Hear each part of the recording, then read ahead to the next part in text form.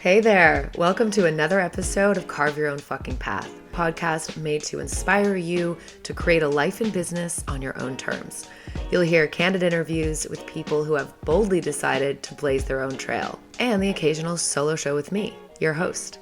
I'm Willa McDonough, on-camera coach, storyteller, and remote video producer. 5 years ago, I moved from my home base of San Francisco to the coast of Portugal, taking a big leap into the unknown. Some called it courageous. I called it carving my own fucking path.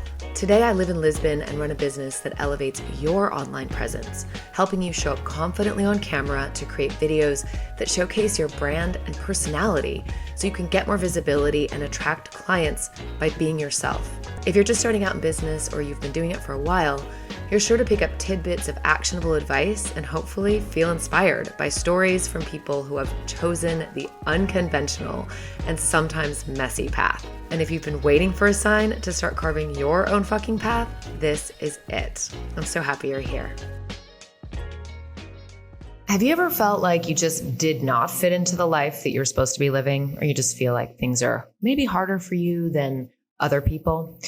Well, I definitely know how that feels. And ever since learning about human design just a few months ago, I have been obsessed with learning more because it's really shown my natural gifts and unique system for going about life. So I personally have benefited from learning about it. And I then started listening to podcasts and finding as much as I could about human design. And that's how I found my next guest, Felicia Baird, who is a TV producer, podcaster, and human design expert. And after years of feeling like she was forcing and doing life wrong, Felicia discovered human design. And she said during our first reading, it felt like they were speaking directly into her soul. So it was her permission slip to embrace her true self. I'm really excited to share her story and her path towards human design, and also to inspire you to get your free chart. You can get it at mybodygraph.com and other places online. So all you need to know is your birth time. So make sure you have that before you download your chart. Okay, let's meet Felicia. Welcome to the podcast. Welcome to Carve Your Own Fucking Path. Felicia Baird by Felicia on Instagram. Welcome and thank you for joining. I'm so excited to dig into your path and all the things that you're into, which sounds like you're into many different things. And I found you through Instagram because I'm getting interested in human design, and it's something that I'm new to. And there's a lot of content out there, but yours really resonated because it was direct. It was definitely the most clear kind of descriptions that I found. And I just really enjoyed going through your content. So I had to have you on the podcast. Thank you so much. That means a lot. Yeah. So I'm really interested in your story and the path that you've taken. So I don't know much about your story. If you can share just a little, background of how you came to where you are today with the human design and the coaching, that would be awesome. Yeah, for sure. So I'm Felicia, and my story, I don't find it very unique, but it's just kind of one of those things where for my 20s, I was working my way up in TV, and I worked my way up TV producer, which is great. Super proud of it. I love what I do. But I felt like I was forcing it just a bit. Like I was just like, anyone who's in TV or, is on contract work knows that you get the contract that you get, and, you get offered contracts all the time, but you also build a lot of friendships along the way. And a lot of the friends that I made friends with did the same thing I did, which was so great. And we were able to relate on that end. But I felt like, just from the outside perspective, that it seemed a little bit easier for them. Like I was just like, something isn't jiving here. I'm doing all of the right things, and I don't understand why, they're getting better contracts, or, you hate going toe to toe with your friend in an interview, but, they would get it and not me. And I always had this mentality of there's enough room for everybody. It's fine. And I never went without work, which I just felt like it was harder for me to break into it than anyone else. And I couldn't understand why. And then of course I was going at this, I did everything, get out of school, meet the boyfriend, them, have a dog, did all the things. And then that just wasn't jiving either. And so like I had this point in my life where I was like, okay, nothing's really working and I don't understand why. And I knew that at the time I couldn't really find a lot of stuff on the internet and on Instagram of people talking about their story. So I started talking about mine. And that's where By Felicia Baird came into play, because I just started talking about everything that I was doing and how I was shifting my mindset. But it wasn't like, I also like when you surround yourself with people that don't get it, you're going to get a lot of backlash for it. And so, my mom literally called one day and she's like, why are you doing this stuff on Instagram? I don't understand. Like, what makes you qualified to do this? And then I lived with someone who would say, like, you can't just help people. Like, you don't know what you're doing and you don't have a certification in this. Like, why are you preaching about this? So it's like, I would constantly just be having people tell me that I can't, like, it's just stupid for me to put this stuff out there. But then, and then you can't do both and stick with TV. Why are you jeopardizing TV? You've worked so hard for this. So it's like, I did all of the shoulds. And that is why I love human design so much. Because when I came across it, by the way, I eventually just ditched the dude and then moved on with my life because I was just like, no, I'm feeling this really strong pull to do this. And I just really need to follow this. And like, if you're not going to follow me on this path, which takes zero effort on your part, so I don't understand why you wouldn't, but whatever, like I'm going to go and do it on my own without you. And so I did. And so that's a massive thing too, is just like learning how to ditch the environment that you're in and like learning how to create your own environment. And like, I think being your biggest thing that's keeping me going right now is because like no one understands what you're doing. No one gets what you're doing, except for you. So learning to understand that you don't need to do the same thing as everyone else. And it'll all work out the way that it should. And so I feel like this is the long intro. I'm so sorry. When I discovered human design, when I discovered human design, I was just like, this is it. Like, I felt like someone was literally reading into my soul, because it was like, I was now single at 28 when all my friends are getting married and having kids and like all of the stuff. And I was just like, okay, I'm like so far away from all of that. I'm still renting when everyone's buying. Like, I just had this moment in my life where I'm just like, I am behind, like I'm doing something wrong, even though I felt like in my soul, like I'm trying to do it all right. Like I'm trying to do what I should be doing, but it's just not working for me. And I don't understand why it's not working. So when someone gave me my first human design reading, I literally felt like they were speaking to my soul. And when I was I'm a manifesting generator, so I'm supposed to be doing it differently. And also I'm an Aquarius, so I'm really supposed to be doing it differently. So it's just like learning to ditch like what I feel like I should be doing and like really tapping into my heart of what I want to be doing. And that sounds so easy, but that is the mission that everyone always kind of comes, like the wall that everyone hits, because they're just like surrounding themselves. And I know that it's their environment that they're in, because I was in it. So, and I can identify with this 100%. The shoulds and trying to fit in when everyone else around you seems to just naturally fall into the roles and, I call it the prescribed path. And it doesn't mean it's not right or wrong. It's like, it's what's sold to us, where it's programmed. Like you this is the step and the next, and you keep going. So did you feel like as you were going along and doing these, taking these steps, that there was always a bit of a disconnect, or was it something that really started to become clear in your late 20s when you're like 28? It kind of, I always felt like it was disconnected. Like I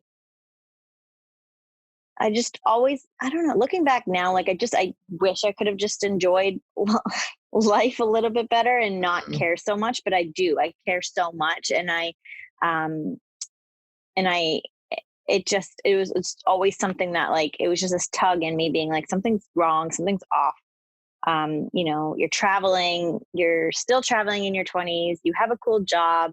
On the outside, it looks great. You have a nice car, you have a nice condo, you have a dog, you have a boyfriend, everything's fine. So what is wrong with you? And so it's like always feeling like something is wrong, but it's really because I was just trying to fit into what everyone wanted me to fit into, and it just wasn't working out.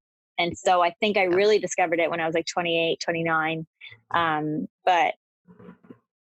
But like, I think I just gave myself permission to feel into it more at 28, 29. But in my early 20s, I definitely felt it.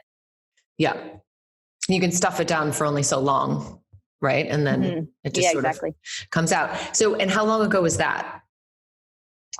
That was just last year. Okay. So got it.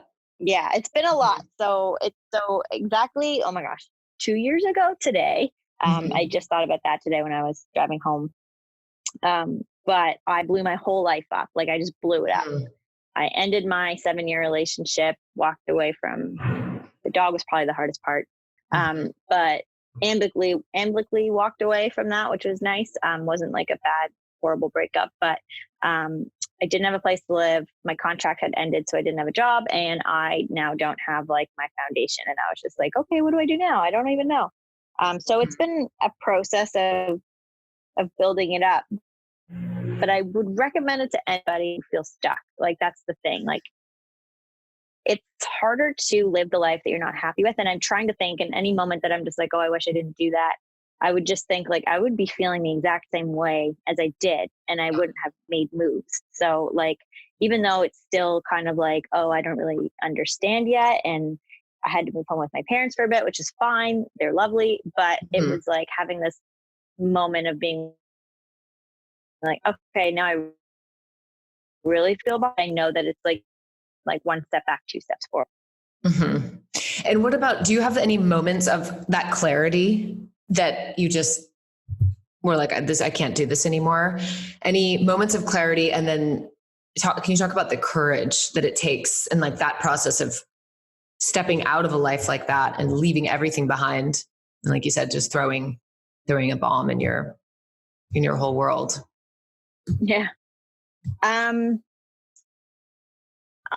Well, when I think back on it, I do think that it was like my higher self speaking at the time. Just like I almost feel like I had like an outer body experience. It was like, when you watch, like we bought a zoo and he's like, you just need 20 seconds of courage. I literally told myself that. And I was like, okay, I just needed 20 seconds, just say the words. And so they just came out of my mouth, and it was like, okay.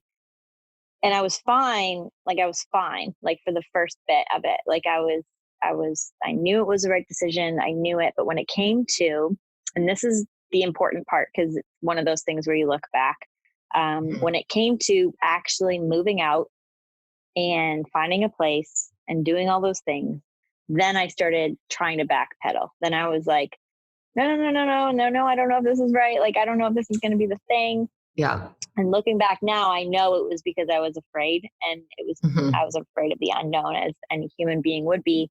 I didn't actually want my life back. And that is like the massive thing to distinguish. And I'm like looking back being like, oh my gosh, I'm so happy that, it didn't work out and we didn't make up, because like I have, everything worked out the way that it should. But I did have moments where I was like, I don't understand. Like, I don't get why this is happening and all of that stuff. But it was because I was afraid of the unknown. You are always afraid of like what's going to happen when you take the risk.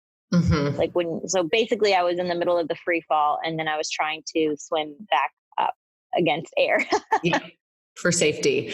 And what was the stories, I guess, if you can pick a couple of them out, like what were the stories that you were telling yourself for all those years that kept you in that, in the relationship? Was there anything that you look back now and you just think, whoa, that was a complete fear-based, limiting decision, limiting belief type of thing? Like in any aspect of my life?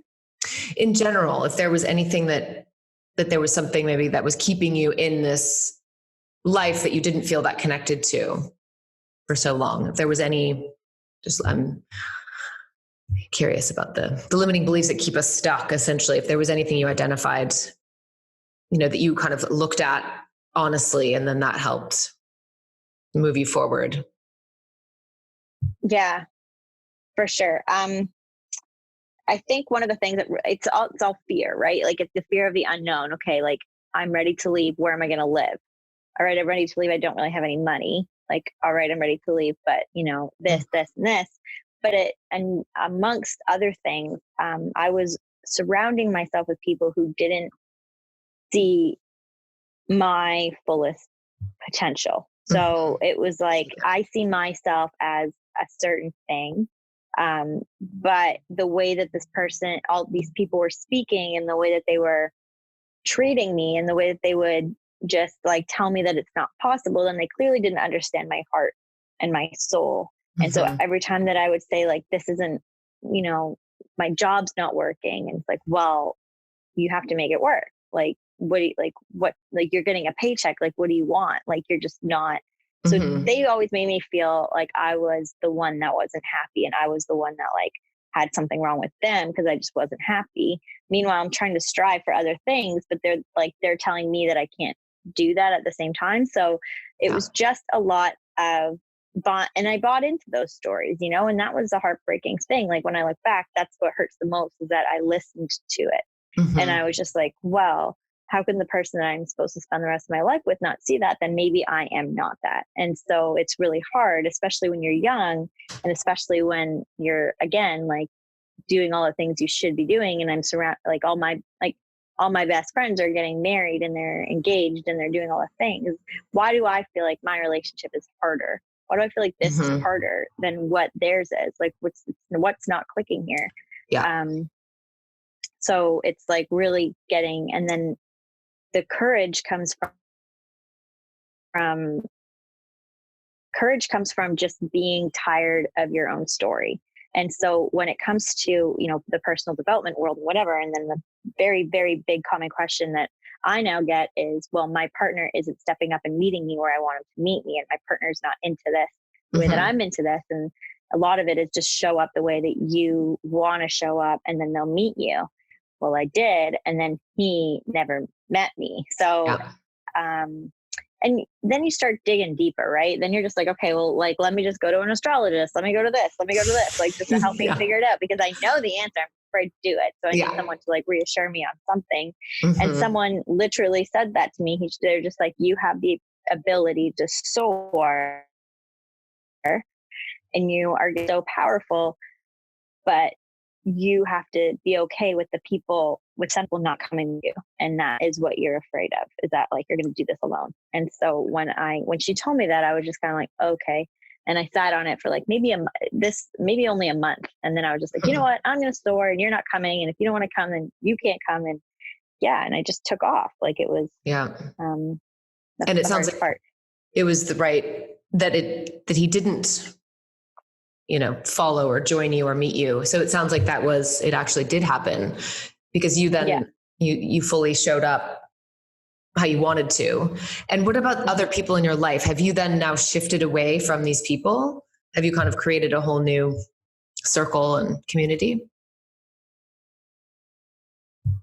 Yeah, whole new one. I mean, my best friends always stayed with me, and like, those were like, I'm so lucky that I have that sense of support, and like, my family's really supportive, and it's really great. But yeah, I had to let a lot of people go that were like, it was like our world. It was like my and his world that we had built together. Like, and I fully just I stepped back, and that was hard, but fine. And it all ends up coming together. And then the past didn't end there. I mean, I kept going, and I got a therapist, and I dug deeper into some things. And now just like, things just don't bother me as much as it used to. Like, how, like, this whole, like, having zero expectations on people, and just like, oh, that's just, I mean, I would show up, but obviously, so a lot of it is letting go of control, and just, that free fall that we were talking about, just worrying about you and not really having expectations for others. So that free fall. And again, it's like, when you finally do it, I've heard this about having kids. I don't have children, but friends have said it's like jumping off a cliff. You just jump you don't know, and you're just there you go. And I found that to be true in other ways. When you go for something, it's just those first like initial steps, and then you just got to go with it. So now that was a couple years ago. You have your first human design reading around the same time, and tell us about that process. So you were into astrology and I'm assuming other personality tests and things like that, right? So you had been seeking those things out, but there was something about human design that really connected to you. Yeah. But not right away. Cause like I would hear it on podcasts and listening to the personal development stuff. And then someone had mentioned human design. And they're like, oh my God, human design changed my life. And I was just like, what is this? Okay. Anyway, next episode, like moving on. And then like, it was like a year ago that I was sitting at my desk, and I still I have the title, but I just feel like something's missing. And so I was just like, there's gotta be something else, man. Like there's gotta be something else that I could be doing, but like what? My life is so intertwined with TV. I don't even know. And so, someone was offering human design readings for 50% off. So I just bit it. Like I was just like, okay, let's do this. And it was just like, she just like laid so much of my, life just out, and it was exactly what I needed to hear at the time. And so I had another session after that, and then I was hooked. Like I was like, okay, like I'm going to get certified, and other people need to hear this too. Like it works really well with my mindset stuff. And it really just like plays such a big help in all areas of your life. Like it's basically your energetic DNA, and it helps you understand like how you're supposed to make decisions, how you're supposed to communicate, how you're supposed to do business, how you show up with teams. Like it's just so in depth, like keep going into it. And it's like, so like unique to you. And it just gives you like the tools and the confidence that you need to really just like step into your potential and who you're meant to be. And so, the first reading was pretty basic. The second one went a little bit deeper. And then when I started doing it on my own, like I play around with my chart all the time. And, it was just really cool that now that I can read my own chart, I discovered today, like two of the biggest pieces of my chart. So you know how it's like you have a center that's defined. So you have these defined centers, which are consistent energy within you. And then the open centers, when you're looking at your chart, they're the white spaces. Those are the energy parts that you pick up from other people. So that's just like my G center is really defined. So I just did a podcast on this today where my G center is super, super defined. Like not even just like the color, but like all of the numbers in it are colored in as well. And that means that those gates are defined as well. So it's just a center. It's cool looking back on my life. And that is your identity center, where that is, if it's defined, and then you know exactly who you are. Exactly like that you could trust yourself and you know exactly what you're doing. And so when I looked back today and I thought about like how that did not apply to the rest of my life. And it just shows you how like out of alignment I was, because I just really felt like I needed to always be validated, which does show up in other aspects of my chart. But, and then my root center is really defined. All of the gates are defined in that too. So it just basically means I know myself, and my root center is like the pressure to like get it done. Like it's just like whatever burden comes up, whatever obstacle comes up, like I can plow through and get it done. So that's my favorite part about human design in a nutshell, is just like always discovering new things about yourself and then letting go of all of the stories that don't serve that aspect. Yeah. Yes, definitely. And again, the gates and what you're speaking, I don't actually know about those specific things. So I want to learn a lot more, of course. And so for people, again, I feel like I have never heard of this, and I thought I was up and up on, the things. But so if you could outline the 5 different types, just a basic, overview, and that each person has, a very unique chart, just like an astrology chart, right? So there's so many elements that make up each person's chart, but we fall underneath these 5 types. that what they're called?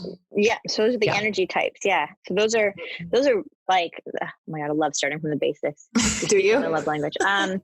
Oh, good. Awesome. So for anyone listening and you're new to human design, you're going to go to mybodygraph.com and you're going to type in all your info if you were typing in like all the information that you think. So your birthday, the location that you were born at, the time that you were born at, you're going to type all of that in, and then like a chart comes up and it's this funky looking thing and some's going to be colored in, some's not, it's going to be black, it's going to be red, it's going to be all the things. And so I love explaining to people right from the beginning what it is. So you're either going to be one of 5 types. You're going to either be a manifesting generator, a projector, a manifester, or a reflector. And I'll give you the rundown of them. So a generator is someone who you're an energy being. So your sacral's defined, which is going to be the second one from the bottom, and it's a square. And that's our energy center. That is where we have the energy to keep going and going and going. And only generators and manifesting generators. But the problem with generators is that, you know, when you're doing something that you love doing, you magnetize energy, right? Like you can go for hours at a time and it overflows to other people who don't have this defined. So if you're a projector like yourself, you're going to be around me and you're going to want to work all the time and get it done and all that stuff because I'm oozing energy over to you and you pick that up from me. So it's like, you can get that done and you're still magnetizing when you're doing what you love doing. But the thing with generators is that they learn from a young age that their energy can be used to things they don't want to do. So they can really get into the people pleasing mode. So it's like, hey, can you help me move? Okay. And then it's like, there's like, do all these things because they feel like they have to do them. Okay. So then what happens is like later in life, they become super stuck, super burnt out, super unhappy because they're no longer following what they need to do to light them up. And that is literally the only job of a generator, just doing what you love doing. So the sacral is very like, yes, no, I won't want to do this. And I like my life, like I'm just like so overfilled with energy. And a lot of the times we're not listening to that feeling that's within our body. And we're doing the thing that we feel like we have to do.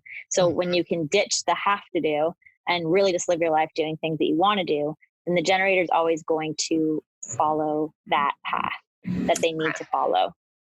Manifesting generators are the exact same way, but a manifesting generator is a hybrid between manifestor and generator. So they have like that go, go, go energy, can get it done if they're doing something they love doing. But they also, and this is a key part because I run into a lot of manifesting generators that forget that we also have the manifestor side. So you have to rest sometimes too. And having like that resting spot is very important because that is what's going to kind of pull you back and make you have the energy to keep going and like help you reassess, get creative. The difference between a manifesting generator and a generator is that a manifesting generator is here to do all of the things. So we are the type of people, like for me, I am a TV producer. I work on human design. I work on mindset stuff. Like I do a bunch of different things. They're the type of person that will be like an accountant in the day and a DJ at night kind of thing. And they are okay with it. But a generator, yeah, exactly. And a generator, a manifesting generator will also, they move around a lot. So it's like, you could start a business, be all in, and 6 months later, you don't want to do that business anymore. Or, 6 months later, you choose to take like a different shift, like hence my podcast. Like before we had started speaking, you said that I have rebranded like 3 times. It's because I just felt like it. Like I was just like, I don't want to talk about this anymore. I want to now talk about this. And I don't want to do this anymore. And I want to talk about this. So it's like being okay with that, because I think a lot of manifesting generators, what they get told is that they are scatterbrained and they are, they can't finish what they've started. And like, why do you hop around so much? And it's because that's in our literal design. Like, so hearing that really helped me feel into the fact that I'm okay with the fact that I'm going to be fully committed to this and then probably change my mind in 6-7 months. And, I just have to follow what lights up. Yeah. And a gen at a time. So, like Beyonce is a generator. Beyonce like does music, and every now and then she comes back and she released a kick-ass album that is like more badass than the one before that. That's what a generator is. Like they like, instead of like quitting and like moving on to something else, they go deeper and they go deeper. Okay. And they go deeper, and like they just like start, like they just become the master at this thing that they're working on, and they are just going to be the best ones doing it. Mm-hmm. So the manifesting generator is a ton of energy, but you can, I guess, pivot, to use that word, but you can move around a lot more with ease, because are you good at a lot of things as well? So there's more options for you, and that your interest, I guess, just shifts more often. Yeah. Like you'll be committed to something and then you're not. So that's the manifestor side, and the generator side really just battling, right? Like they're just, okay. they're just, that's the side of you. Yeah. So, but a big takeaway from a manifestor generator and a generator is that they are here to play. Like the more you're doing the things that light you up, the more it's a service for other people. But society wants you to think that it's the opposite, right? Like you have to make sure that everyone else has their cup before you fill yours. And that's not the case. Like you're here to play, you're here to do the things that you love to do. And when you're doing that, it's the service to other people. It overflows onto other people, and you're going to become so magnetizing when you're doing that. Okay. And then moving on to projectors, which is you.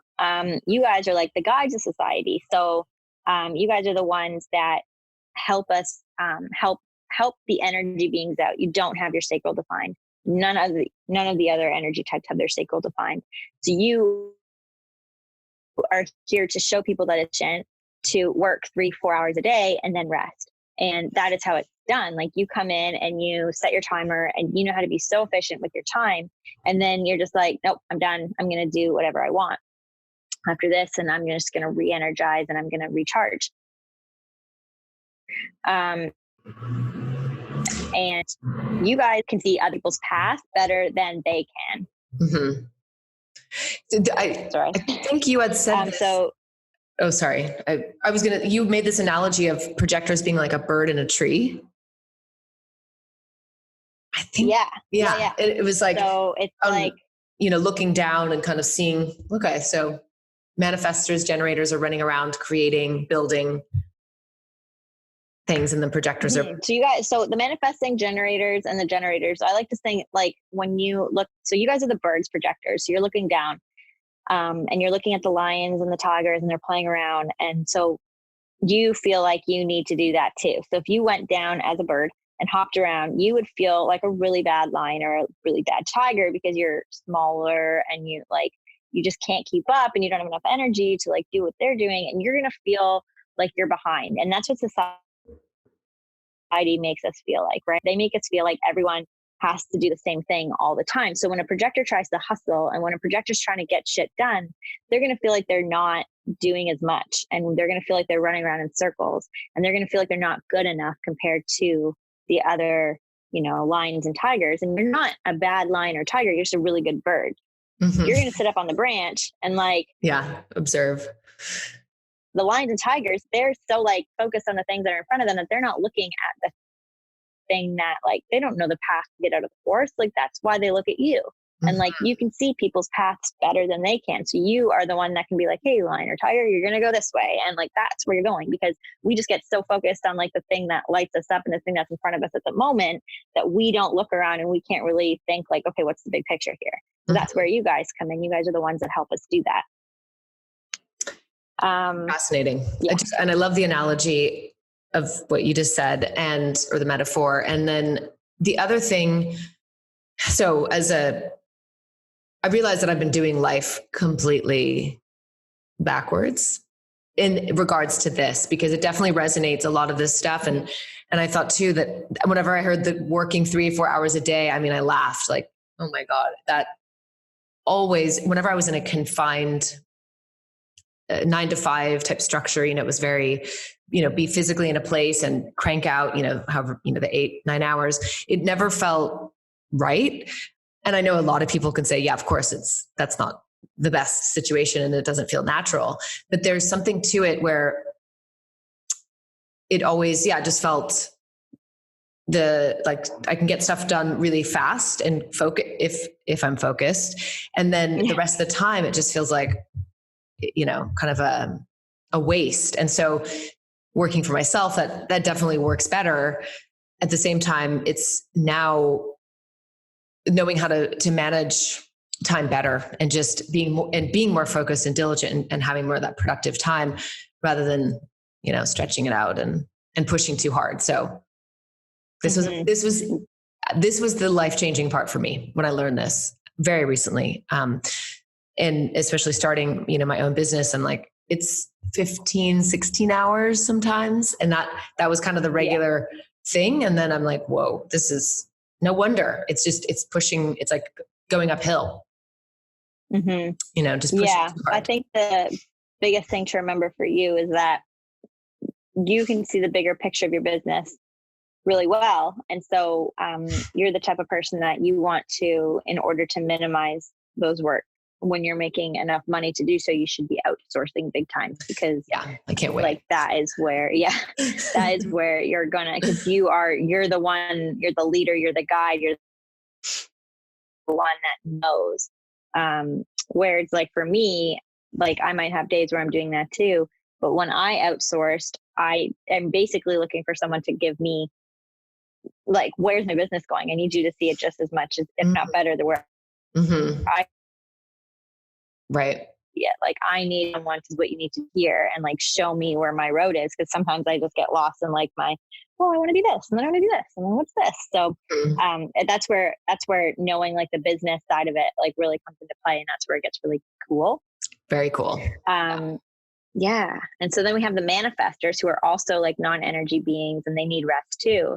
But they are the ones, they're the leaders. Like they are the ones that can literally come out of the womb and know exactly what to do to like survive. And like society, of course, doesn't make us feel like that way, right? Like you can't just have like a baby calling the shots. Like you need to have authority figures, right? So and so what happens is a lot of the times manifestors will be told like, tone it down, like don't, like you don't know what you're talking about. So like they're natural born leaders, but their light starts to dim because people just make them feel like they can't trust themselves. And so they start to within themselves stop trusting themselves, and they're now looking for authority figures when they are that person. So the biggest thing that a manifestor can do is just realize that they're like the leaders, like they are the ones, they're the authority figures, they know what they're doing and they need to step into that.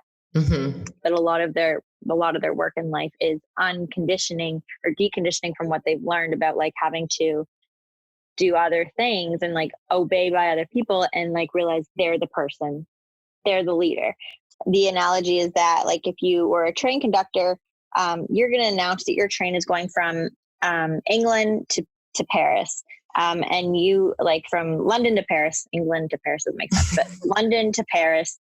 And whoever wants to come with you can come, because the train's going whether or not you're on it or not. So they're not going to really walk around the platform and say like, hey, do you want to come on my train? Like, hey, do you want to come on my train that's leaving? You're not going to do that. You're going to just strictly announce what's happening and take it or leave it. And that is exactly the attitude and the energy that the manifestor has to have. But of course, when they've spent their whole life being told that that's not how you're supposed to show up, a lot of their process is just really trusting themselves.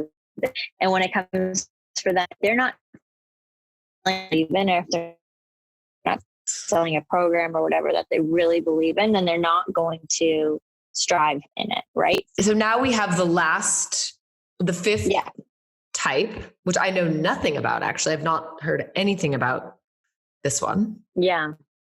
So they're the reflectors. So they are, so when you're looking at your chart, they won't have anything defined. So they won't have any color in their chart at all. It's really interesting. And so they might have some, I don't know if they'll have defined gates. Yeah, they have defined gates, but they don't have defined energy centers. That means that all of the energy that they pick up from other people.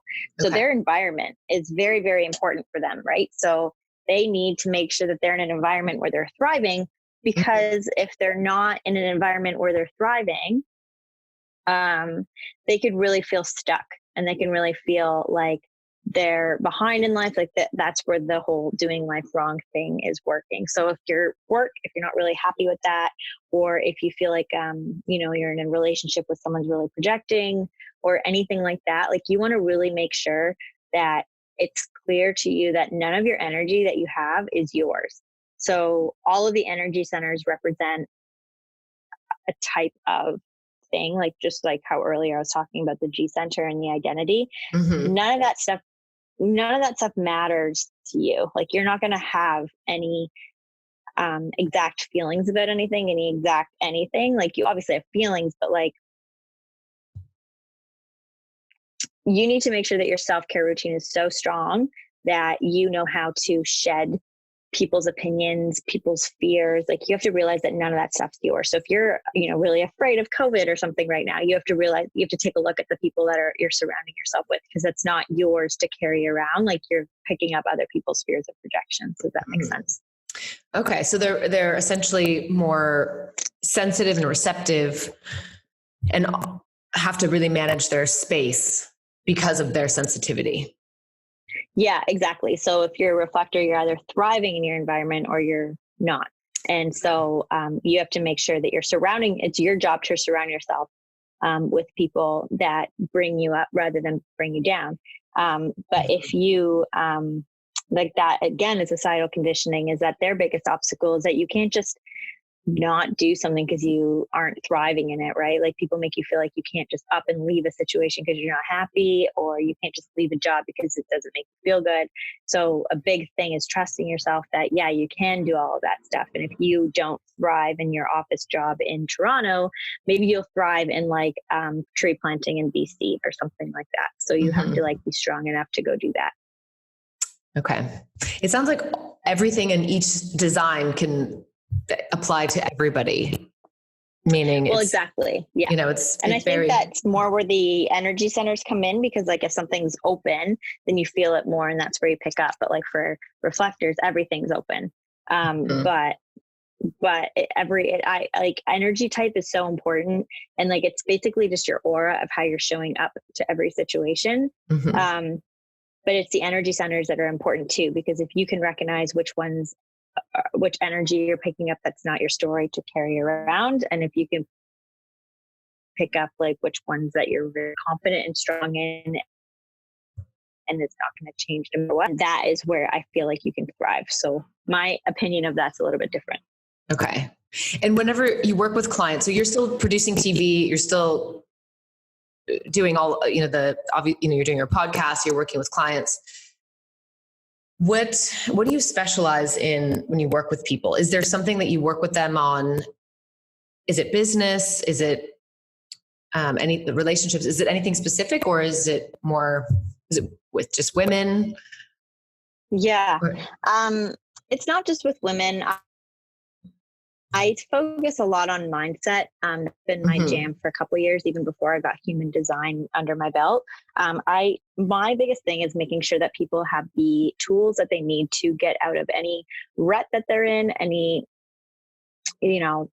situation where they might be feeling stuck. So to me, I use human design and mindset tools to help you really break through that confidence barrier, and like knowing that you're showing up to your fullest potential and like building a life that you love.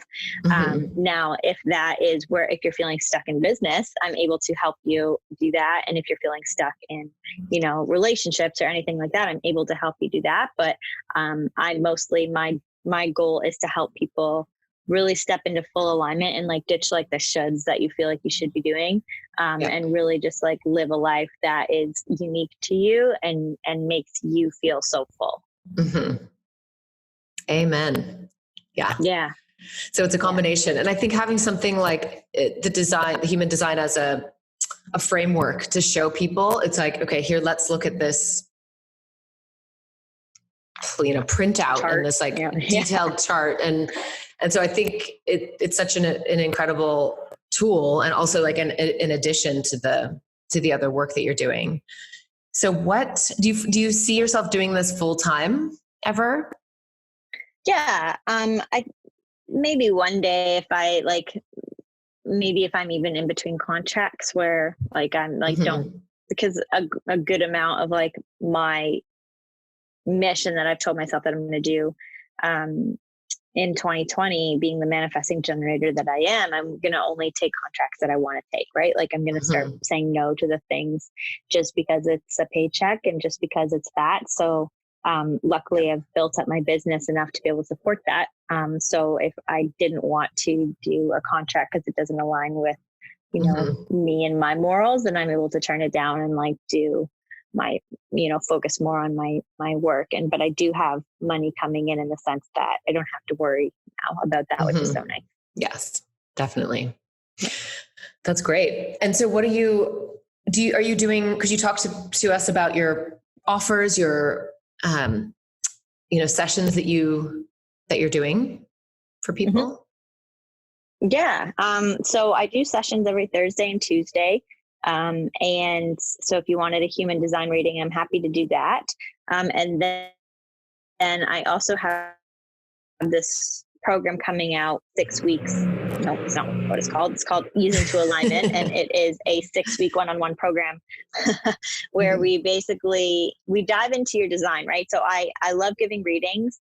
I love when people feel validated, and that's like one of my favorite parts about human design. Mhm. But I of course love to go deeper. So I feel like I can't touch on everything within like an hour reading. No. Hence the reason I had to have like three before I fully understood human design. So it's Mhm. taking different elements and breaking it down into different weeks, but then helping you apply it to your life in a way that you understand. And affirmations, like ways that make you feel like giving you homework every week to like help you step further into your design. And I love it because I feel like people aren't finishing the program, and then if they don't have the accountability that they need, they're not like, oh crap, what do I do? I'm just going to go back to like my old ways. Like you're fully diving into a chart that's completely unique to you, and like Mhm. one piece of advice that I would give you, I might not give to someone else, right? Mhm. So it's like everyone has different ways of being, and that's the beauty of human design, is that like everyone shows up in a different way, in a way that works for them. So that's what we really dive into in this Ease into Alignment program. Cool. And it's one-on-one or is it group? It's one-on-one. Okay. Yeah. Ease into alignment. And then what about your podcast too? I love your podcast. And you have a lot of episodes. So I haven't gone all the way back, but Honestly, it's very different, like as you can tell. But yeah, my right now my podcast is called Ease and Flow, by Felicia Baird, and I basically talk 2 weeks out of the month I'll find stuff, and 2 weeks out of the month I'll talk about human design stuff, and then of course like how it all intertwines. I'm usually talking about both, but yeah, Mhm. you can find me at the Ease and Flow podcast. Um, and I hope that to see you there. That's where I like putting out my content. And I'm so happy you like listening to it. Mhm. Definitely. Yeah. And I think I love your evolution and not being afraid to reinvent what you're doing. And again, like, kind of just, yeah, navigate and kind of, I heard one of your podcasts, your episodes, you're like, I didn't want to talk about it anymore. It felt like a chore, I didn't have Yeah. fun with it anymore. And I really can appreciate that honesty and with yourself too. Like this just isn't fun because a lot of this, Yeah. there's a level of it is work, of course, and it's creation. But if you're not having fun, then what is the point? Yeah. And so like with my podcast, like that's what I did. I started doing it just on my AirPods instead of like, and then if I'm at work and I feel super creative in a moment, I can write up a podcast real quick, head into a Mhm. sound booth and record it, as opposed to like coming home at 8 o'clock at night, feeling super uninspired, and then doing it because I have to now, because I have to put out something. Yeah. So I've just, and not just with podcasting, but I encourage everyone to just find a way in their life to make something easy. So I was just like, okay, I have this voice notes app on my phone and I have AirPods, so I could just do this whenever I want. Yeah. I've just now started incorporating music, but before I was like too much effort for me to edit in the music. But now I enjoy the music part, so I put it in. But it's like whatever you can do, like you can't do anything wrong. So even if you rebranded, It's true. whatever, it's yours. Like you can do it, and then you can do it, and then you can do it again. Like it's like nothing. You're Yeah. never gonna make a decision that's wrong, right? So just making it easy for you. So that way it is a way for you to be consistent. Like that is more important than sitting here wondering how you can make the perfect sounding Oh podcast. yeah, definitely. Yes. That messy action. Yeah, for sure. And consistency is the way to like build things up. So if something just feels like a chore, you either get rid of it or reframe it to make it sound like something you want to do. Right. Yeah. That's what I encourage people to do. It's going back full circle. It's getting away from the shoulds. Yeah, exactly. Like there's no wrong answer. Like that's the best part about owning your business. It's the best part about this online space. Like the right people will come if you just believe that they will. Right. So definitely. Yes. Yeah. So fun to talk to you. Yeah. And this is fun. Yeah. I really want a reading too. That would be really good. So I can just get past the surface level because I feel like I've got that down. I mean, for the most part. And it'd be really, really fun to go look at it deeper. So Tuesdays and Thursdays, you do readings for people. They can find you on Instagram, message you there. Your website is byfeliciabaird.com. Yep. Everything's the same. So, but I'm working on the whole Instagram link thing where you can like find all of it in one link. Linktree. But right now it's just the webinar that I'm doing tomorrow. I know sometimes it doesn't work though. Like, when you, sometimes the link tree will break. Yeah, I have it. But then sometimes it'll be like, this doesn't work. And I'm like, okay, well, I hope that other people. Oh, that's weird. Yeah. I was thinking today, like all the apps that we need are all there's the little things that, like with the website, then you have to integrate all these things. And then on Instagram, it's the Linktree. I was just thinking of all this. I'm almost done with my website and I'm like, oh my God, I could just shoot. It adds up, eh? It's a lot. There's just so much tech, and all this, again, outsourcing. That's next. Cannot wait. My friend just got an intern. She's like, it's the best. Yeah. Yeah, I know. It's I have a VA and I'm like, this is like, it's just like, I don't want to do this. You do it. I don't want it. Yeah. Oh, that's good to hear. Cause make it easier. Yeah. For sure.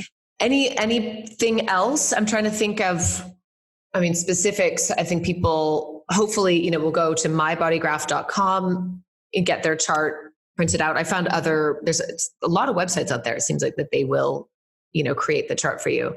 So once they have the chart, then they would come to you and have a deep dive reading. Yeah, for sure. mybodygraph.com is really great at giving you details as much as you can understand. The wording is a little bit too complicated. Like it's not your everyday type wording. But it's a great free resource if you're starting out and you want to try and do it on your own. Like 100%, that's where I started. I would totally encourage that. And like, of course, like I check out the Ease and Flow podcast if you're just starting out, because I have, all of the things for different authorities, your profiles, your energy type. So it's a really great starting point. And then when you are ready to go deeper into like your unique talents and your traits and all of that stuff, your human design does all that stuff for you and how you communicate, your boundaries, all of that. So when you're ready for that, book a reading. And it's just, you could find it at byfeliciabaird.com and we can go deeper into that. And but if you are one of those people that want to try and do it on your own, like mybodygraph.com is the site that you want to be on. Okay. One last question about relationships. So let's say, because I used to do numerology, like I would date someone and I would immediately pull out the numerology book and do their chart. So is this something that you personally, you want to know this person's chart just to see compatibility? I like knowing that my boyfriend's a Sagittarius. He doesn't, and neither does his mom remember his birth time, like for me to like fully look up his chart. But it's to me, I know that every energy type in human design can be together. And it really is just like knowing that your partner is an emotional person instead of a non-emotional person, or like maybe, they have like an open heart center. It makes them a little bit more susceptible to needing validation than not. So it's like, to me, that's what the relationship thing is, like, especially in business, knowing that you're a projector kind of thing, like we would work really well together. Those energy types jive really well. So it's like when I'm hiring, I really try to find projectors because I'm already enough energy for enough people to, I'm enough. So I don't need more. But like finding like those type of people. So it's like in that, but like, no, I'm not really the type to like analyze like if I'm compatible with my person. Like, I don't know, I just feel like that can also get you down, like really shutting out people that you probably could get to know better. Totally. I just wondered if, when you know this, you could find all this stuff out about somebody. So it's kind of like an inner, better than a criminal report, right? Yeah. Well, I mean, I know for sure I'll be making my boyfriend find out his birth time one way or another, and I'll be looking it up. But for now, it's fine. Yeah. That's so cool. Awesome. Wait, are you big on numerology then? I used to be. It was something. I had a really great book, and it was just an easy kind of do the numbers and read about it. But it's been a long time, so I don't really do it anymore. Are you into it as well? Yeah, I love numerology. I have like my life path number is an 8. Okay. I don't really know. I know. Sometimes I hear it and I'm like, oh, I wonder what this is. I found numerology to be the most right on as far as, but I've been to so many psychics. I just, had a medium reading recently. So kind of done a lot of these things. And I found that numerology was always a bit more on target. Yeah. Yeah. That's how I feel about human design and stuff. But yeah, I have that one email subscription, teledipity or something. And like every month they'll give me like my numerology report on what my month's going to look like. Yeah. Interesting. And it's not wrong. Yeah. I like it. Oh, I should do that. Cause it's been a while, and it's nice to get something in the mail telling you what it's going to be next month. Yeah.